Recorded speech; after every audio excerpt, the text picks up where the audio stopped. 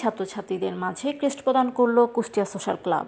আজ শনিবার বিকেল 5টায় ঢাকাস্থ সেগুনবাগিচার কচিকাচার মেলায় অনুষ্ঠিত এক অনুষ্ঠানের মাধ্যমে কুষ্টিয়ার কৃতি শিক্ষার্থীদের মাঝে ক্রেস্ট প্রদান অনুষ্ঠান অনুষ্ঠিত হয়।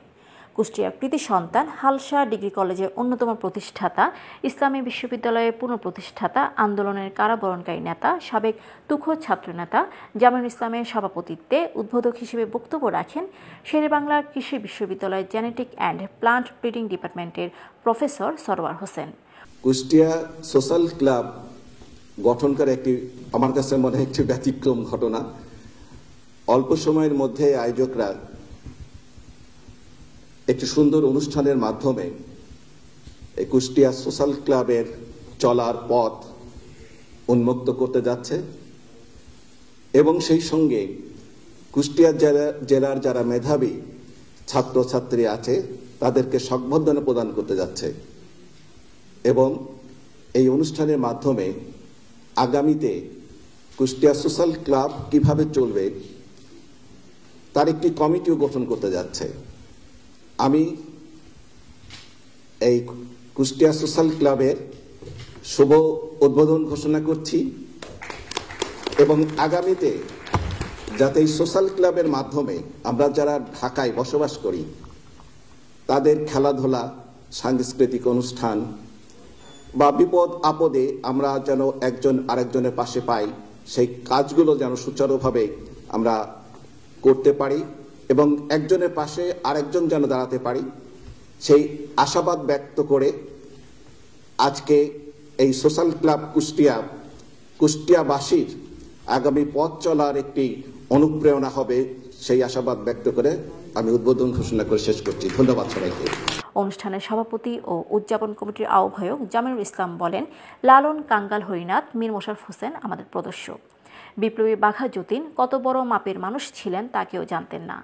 কুষ্টিয়ার মানুষ খুঁজে পেতাম না, বা দু চারজন লোককে চিনলেও তারা আমাদের পরিচয় দিত না, তারাও পালিয়ে যেত, আমরাও খুব বিড়ম্বনার মধ্যে ছিলাম।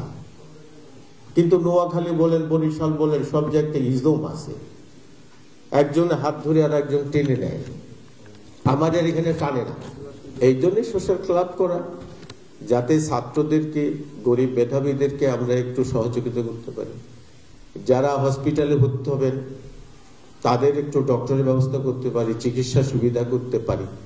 সেই জন্য অ্যাজ এ ওয়াচডগ আমরা এখানে কাজ করতে পারি, এজেন্ট হিসেবে কাজ করতে পারি, আমরা স্বল্প মূল্যের একটা থাকার ব্যবস্থা করতে পারি, নিশিযাপনের ব্যবস্থা করতে পারি, এই সমস্ত কাজ ক্লাব করতে পারবে। ইভেন আমাদের আরো কিছু স্বপ্ন আছে, সেই স্বপ্নগুলো বাস্তবায়ন হবে আপনাদের মাধ্যম দিয়ে। কুষ্টিয়া মানুষ এসে কোথায় উঠবে সেটা ঠিকানা হবে সোশ্যাল ক্লাব। যার আত্মীয় স্বজন নেই সে সোশ্যাল ক্লাবের কাছে আসবে, যে চাকরির জন্য আসবে তার সিভিটা চমৎকার করে তৈরি করব আমরা, সিভিটা পৌঁছাই দেব আমরা, টেলিফোন করব আমরা। এখানে আমাদের যারা রয়েছেন সবাই অত্যন্ত নিজ নিজ ক্ষেত্রে খুবই প্রতিষ্ঠিত। আমরা সেই জনপদের মানুষ। অনুষ্ঠানে বক্তব্য রাখেন ভিপি নুরু, নজিব হোসেন, ওয়াসেফ আলী, মুক্তিযোদ্ধা রফিকুল ইসলাম রানা, আব্দুল মজিদ মন্টু, শহীদুল ইসলাম, ভিপি শহীদ, মহানগর আনিস। বিশেষ অতিথি হিসেবে বক্তব্য রাখেন তিতাস গ্যাসের মতিঝিল শাখার ম্যানেজার খন্দকার মোহাম্মদ আব্দুর রৌফ। তিনি তার বক্তব্যে বলেন, মানুষের জন্য কাজ করতে আমার ভালো লাগে, তাই আপনাদের যে কোনো কাজে আমাকে স্মরণ করবেন, আমি বিরক্ত হব না।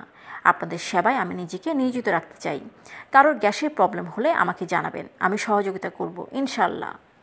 বিশেষ অতিথি হিসেবে বক্তব্য রাখতে গিয়ে সাবেক কমিশনার ও বাংলাদেশ মহিলা আওয়ামী লীগের যুগ্ম সাধারণ সম্পাদক শিরিন রুকসানা বলেন, আমাদের ছেলেমেয়েরা এই ক্লাবের মাধ্যমে সহযোগিতা পায় সেটা চাইব। শুধু কুষ্টিয়া না, সারা বাংলাদেশের মানুষের পাশে এই ক্লাব থাকতে পারে, সেই জন্য দোয়া করবেন। কুষ্টিয়া সোশ্যাল ক্লাব যেন আমৃত্যু টিকে থাকে সেই প্রত্যাশা উনি করেন। প্রধান আলোচক মেলো এন্টারপ্রাইজ লিমিটেডের ম্যানেজিং ডিরেক্টর যুদ্ধাহত বীর মুক্তিযোদ্ধা মোহাম্মদ জয়নাল আবেদিন বলেন, সব সৎ এবং মহৎ উদ্যোগই ভালো। গরিব দুঃখী মানুষের মুখে হাসি ফুটানো এবং সামাজিক কাজে মানুষের পাশে থাকার জন্য সোশ্যাল ক্লাবের যাত্রা হয়েছে। ঢাকার বুকে একখণ্ড কুষ্টিয়া গড়ে তুলতে চাই আমরা। বক্তব্য শেষে কৃতি শিক্ষার্থীদের মাঝে ক্রেস্ট প্রদান করেন অনুষ্ঠানের অতিথি বৃন্দদ্বয়। এরপর যুদ্ধাহত বীর মুক্তিযোদ্ধা জয়নাল আবেদিনকে সভাপতি ও শহীদুল ইসলাম ভিপি শহীদকে সাধারণ সম্পাদক করে 51 সদস্য বিশিষ্ট একটি কমিটির ঘোষণা করা হয়। এর আগে আমিনুল ইসলামের পরিচালনায় অনুষ্ঠানের শুরুতে কোরআন তেলাওয়াত করেন ওয়াসেফ আলী। অনুষ্ঠান শেষে নৈশভোজ ও সাংস্কৃতিক সন্ধ্যা অনুষ্ঠিত হয়। Tahura Pinki, BMF television.